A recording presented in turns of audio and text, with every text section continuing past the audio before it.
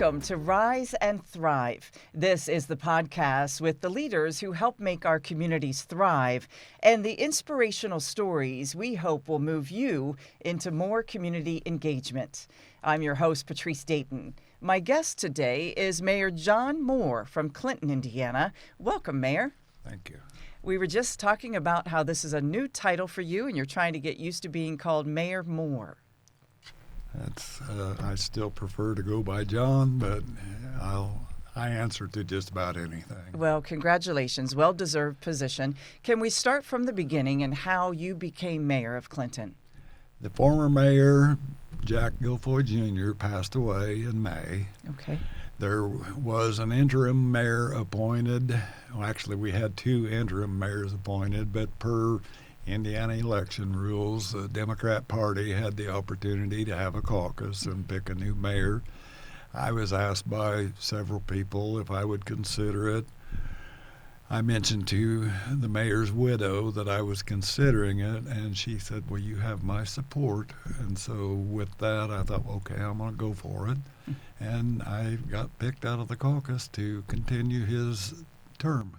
Well, congratulations, and certainly former Mayor Guilfoyle was a good man and be missed by the community. 4 times he was reelected, and I ran against him in one of the primaries. He was a perfect gentleman. We didn't feud with each other, and during that process I learned that we both had a lot of the same ideas, different methods of achieving the goals, but I liked the man, I respected him, and when I was on city council while he was mayor, he treated me as a gentleman. We exchanged ideas, and yeah, he was a good man. That's wonderful. That's a good way to have a community get along. That's wonderful. You have been involved in city council. You're currently involved, the president of county redevelopment and the mayor at the same time, so you are certainly a busy man. What do you see as, and I know you're brand new at this position, but what do you see as the strengths of Clinton? The strength is there are a lot of people there who've been there forever. Mm-hmm. You can call on them for things you know that they're capable of doing. 99% of them will step up to the plate and help you do it. They're good people.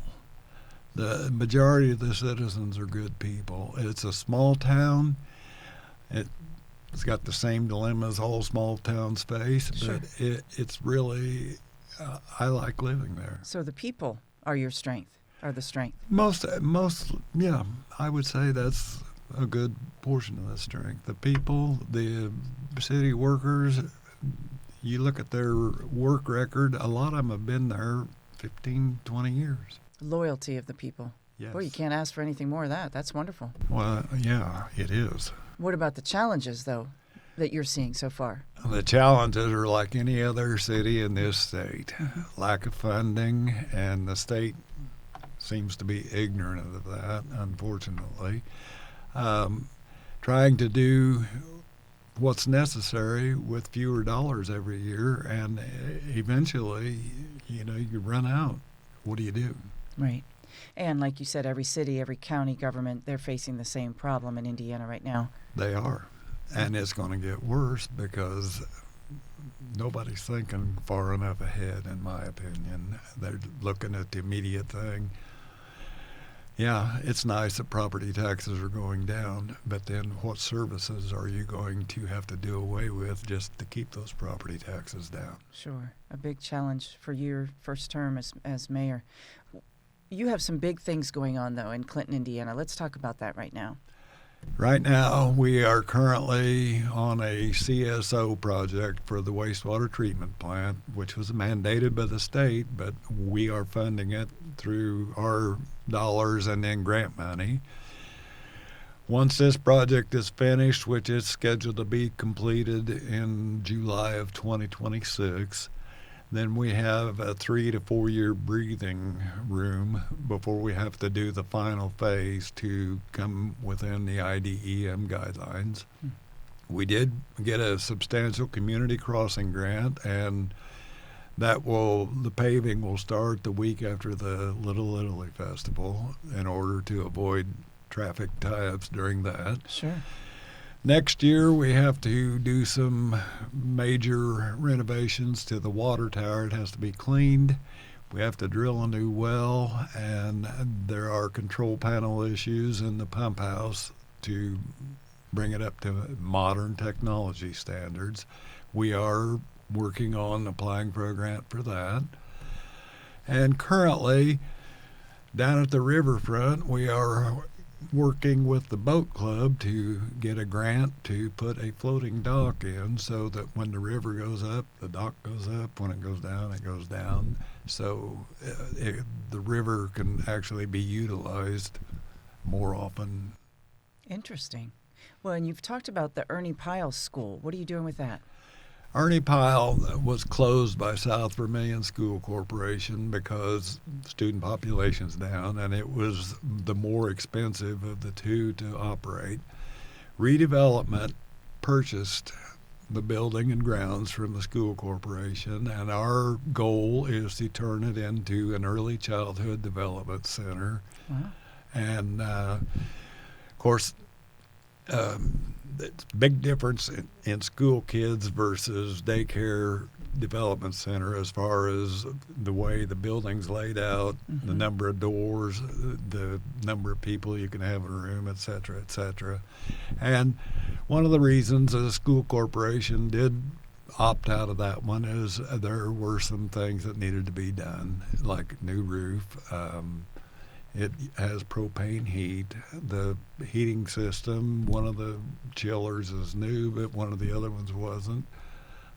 It's just, it was more feasible to close that one than it was the other one out in the country. Sounds like a big project, though, ahead. It is. But according to the surveys that have been done and according to the operator that we've been in discussion with, who's actually a Terre Haute, Vigo County guy, it's needed. He's excited about it. We're excited about it. Elanco has been very supportive. Duke Energy is supportive. It's going to be a good thing for it. Will, to have a daycare early childhood development in your county, it might make some employers say, hey, that might be a good place to locate. Absolutely. That's huge, actually, because as you may or may not know, daycare is so needed in this area. There is a shortage all over the Wabash Valley of daycare, good daycare, affordable daycare. That's the key, affordable and good. Well, and you're talking about marketing your community to bigger and better companies. If a company comes, not only do they want places for their folks to live, but their kids to go to school, to go to daycare, whatever it may be. Good for you. We're lucky. We have a good school system in the southern end of the county. Actually, we got two school systems, North and South Vermilion. Right. City of Clinton has an elementary within the city limits. The middle school and the high school are in the town, or just Fairview Park, which around the is corner, right across the highway. Van Dyne Elementary is not that far away. We have a hospital, and like I say, we've got three families that have been in business there forever, it seems like. So there's people that live there that don't want to leave, and hopefully we can do some things that will entice more people to call it home. That's wonderful. And you're one of those people that has been there. You're a business owner. You've been involved in civic engagement your entire life. You have made Vermilion County your home. Why have you stayed? When we moved, we immigrated from Illinois, and it was strange for me because we came from a place where in my class in school there were 13. We moved here, there were 60. It was quite a jump, but I made friends. I play keyboards and had enough musical friends that I've been able to have a sideline hobby as a cover band most of my life. I enjoyed that. It's good. There's good people here, and a lot of the people I went to school with still live in and around Clinton. I see them, and we talk about the old days, talk about the new things, compare pictures of grandkids, things like that. It's just it's a good place to live. I've enjoyed it. I had my trials and tribulations just like Sure. anybody else, but Sure. on the whole, I like Indiana's weather. A lot of people don't, but I like snow. I like heat.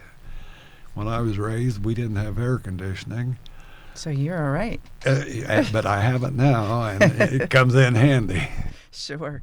Looking down the road, 5, 10, even 20 years down the road, as I'm sure you will still be involved in the community government in some way, what would you like to see done? What are some of the goals, long-term goals?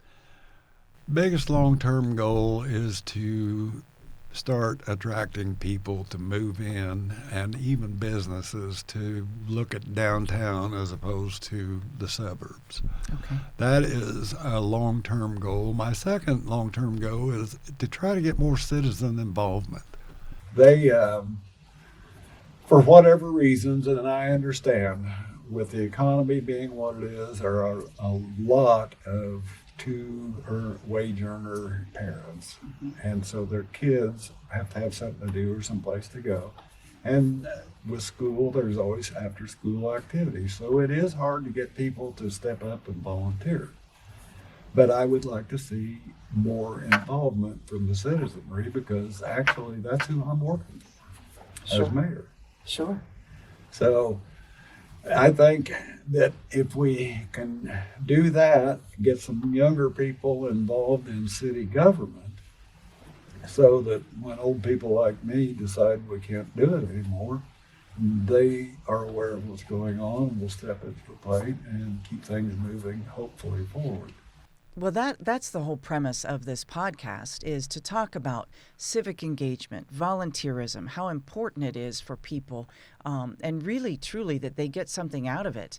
Because, yes, it takes time, but oftentimes that civic engagement or that volunteering makes you feel so good, it's worth it. That's what you're hoping people to do.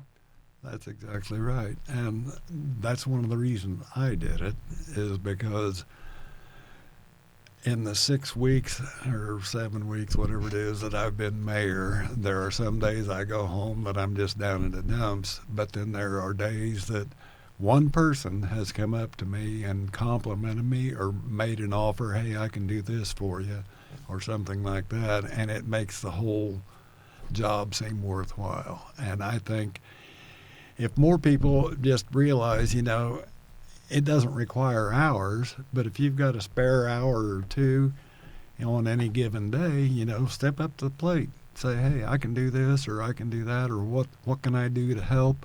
Mm-hmm. Blah blah blah. It's just it takes people to function. Yes, it does. It takes people to make a community work well.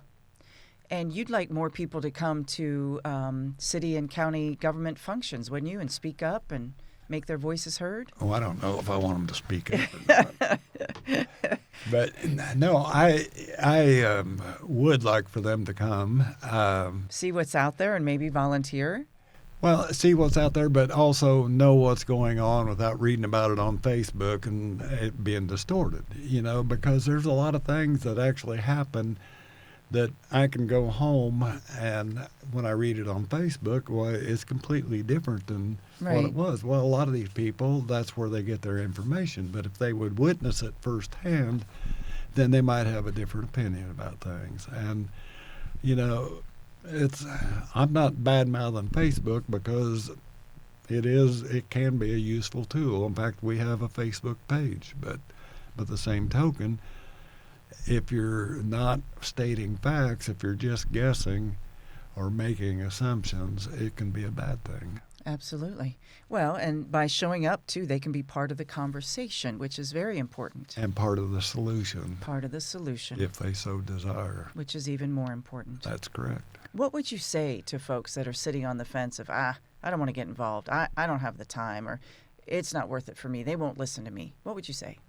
Well, first of all, I listen to everybody because there are people out there that know a heck of a lot more than I know. And to me, that's part of my job. I Sure. am supposed to be open, listen, and decide what I'm going to do based on what's best for everyone.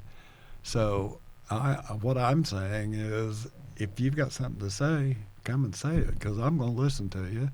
And if it's good advice, we're definitely going to take it. If it's bad advice, or if it's something that can't be done, we'll sit and talk about why it's not able to be done at this point in time, but what action we could take to be able to do it at a later time. Well, good for you. I commend you. In my opinion, the sign of a good leader is being able to listen. We have 2 ears and 1 mouth. Use them accordingly, right? Bingo. Good for you. That is wonderful. Anything, Mayor, that we have missed or that you want to mention? Anything big coming up in Clinton that you want to talk about? I do want to commend the organizational skills of Mayor Guilfoyle. Mm-hmm.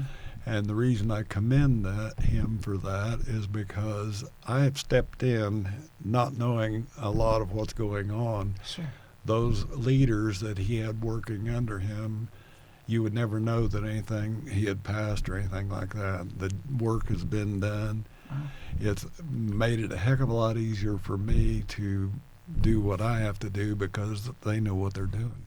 Well, and you're filling, how long of a term will you be filling at this point? It'd be 2.5 years. The next city election will be 2027. Okay, 2.5 years is a long time. But if you've got good people working with you, it does make the job easier. Good for and you. They are good people. And it comes down to that, good people stepping up to volunteer, to run for office. We need more people, and as you said, you'd love to see younger people there in Vermilion County run for office, to volunteer, to lead, all these good things. So we thank you so much for your time, Mayor. Thank you and we very thank much you for having me. we thank you for your leadership and all your hard work. Thank you. We need more leaders like Mayor John Moore of Clinton, Indiana. We thank him for being with us today. We hope you will rise and thrive. I'm Patrece Dayton. Have a great day.